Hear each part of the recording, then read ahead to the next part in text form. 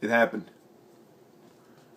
I'll probably end up titling this video "The New Face of Gun Control in America" or "The New Direction of America, the New York SAFE Act."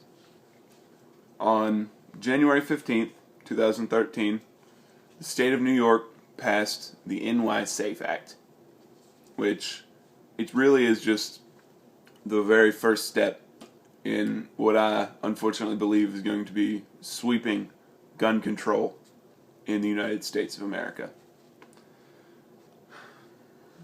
It passed through New York state government relatively quickly and passed with a fairly large margin of favor.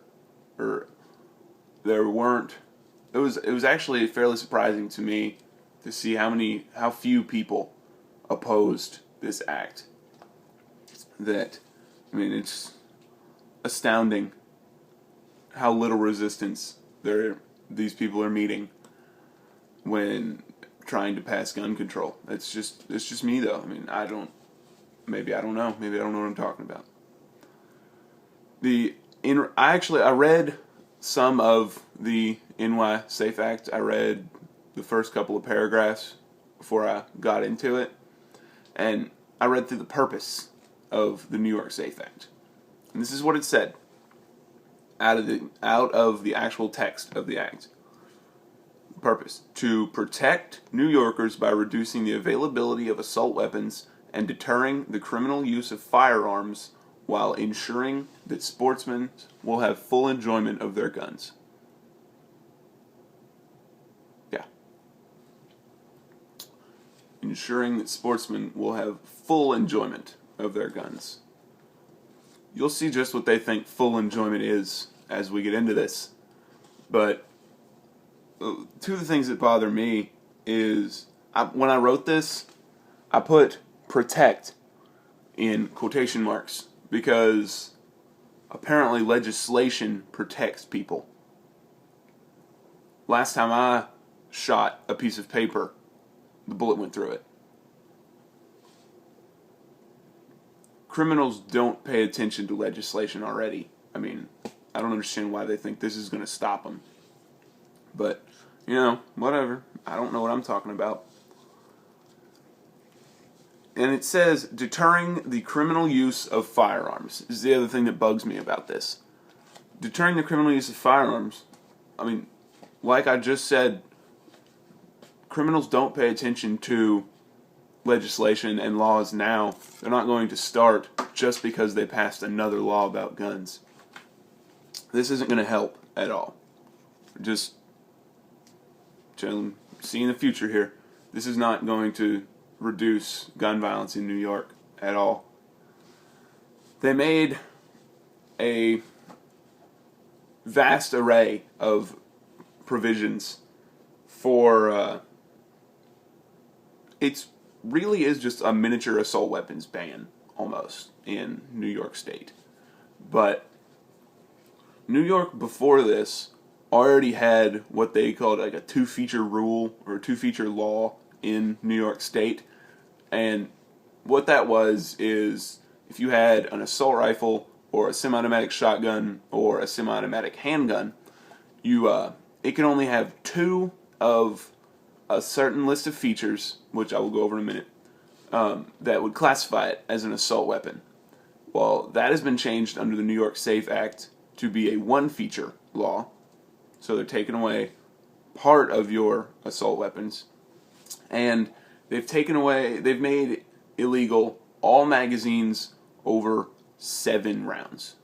Not 10, 7. Now, all 10-round magazines made under New York's previous law, which was a maximum of 10 rounds, are grandfathered in under the New York SAFE Act, but can only have 7 rounds in them. Any magazine over 10 rounds, banned entirely. I don't know. Now, the New York SAFE Act did outline what most people think an assault weapon is, and the way it described assault weapons was any assault type weapon with semi-automatic capabilities and a removable magazine falls under the law of the New York SAFE Act. Now, that's pretty much every weapon in production. That, I mean, if you're not talking Old West replicas or revolvers, it's pretty much every weapon in production. Or a bolt-action hunting rifle. That's about it. Now, the features, we'll go over the features that fall into the new one-feature rule under the New York SAFE Act. If this pertains to your assault rifle, if you are an assault rifle collector like myself, we have an AR-15, I shoot it a lot, it's fun. The features include a folding or telescoping stock, an extended pistol grip, I guess if you have gorilla hands like me, an extended pistol grip, a thumb hole stock, a forehand grip, which would be like a vertical grip under the heat guard, a bayonet mount, a flash suppressor or threaded barrel to fit a flash suppressor or a grenade launcher. Now, I can understand the grenade launcher, that's a little bit crazy, but an extended pistol grip? I don't understand why that's important. A forehand grip? I don't understand why that's important. But moving on, for your semi-automatic shotgun, these features fall under the new one-feature rule. A folding or telescoping stock, a thumb hole stock, a forehand grip, a magazine capacity that exceeds 7 rounds, or any detachable magazine.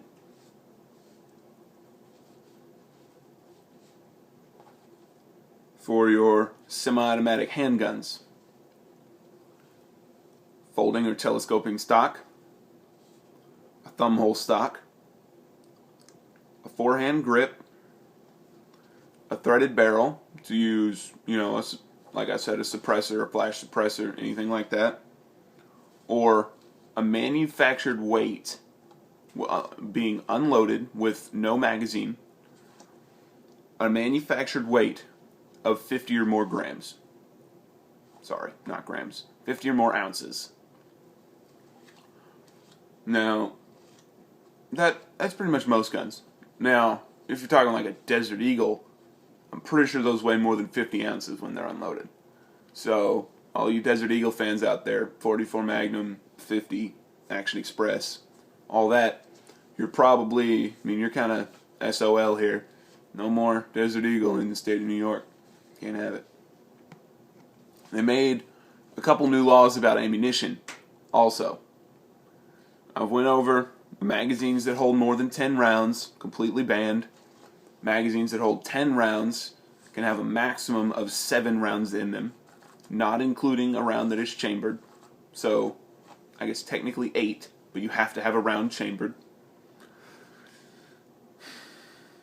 Sellers of ammunition, being any seller, gun range, Walmart, Dick's Sporting Goods, anything like that, will have to go put all buyers of ammunition of any amount through a new, more strenuous background check system.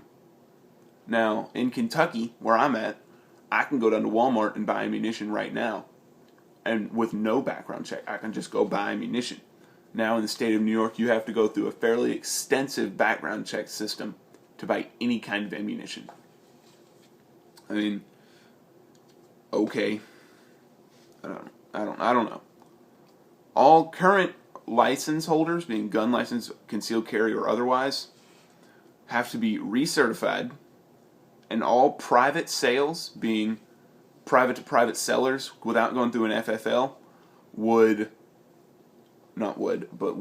have to have some kind of government-issued background check on the buyer. There's one more thing that this is probably the only part of the New York SAFE Act that I can have any kind of agreement with. If your concealed carry weapon, if you have a concealed carry license, if your assault rifle, if your semi-automatic shotgun, your semi-automatic handgun that isn't a concealed carry, if you have one at all, and you also have a person living in your home that is a felon, mentally unstable, or for any reason cannot get a gun license or would not be able to buy a gun, if you don't have that gun within your immediate control, being in your hand, on your belt, anything like that, like in your concealed carry holster on your person, the gun has to be locked in a safe with either a key lock or a combination lock. Now, I can understand that. You don't want someone to have open access to a gun that they don't own and didn't obtain legally. I can understand that. But I don't think a safe is necessary. Hide it from them. I mean, if they're mentally unstable, I don't think they're going to be searching. And if they do search, they're not going to find it. Just hide it in the ceiling or something. And gun safes aren't all that expensive. A small one, maybe like you don't need a wall safe or a bookshelf size safe. Just buy like a fireproof container that takes a key and is like one of those indestructible brand ones. Buy one of those, put your gun in it. No big deal. It's my story on the New York Safe Act. It's kind of heartbreaking, honestly, seeing that gun control activists are winning this fight. It's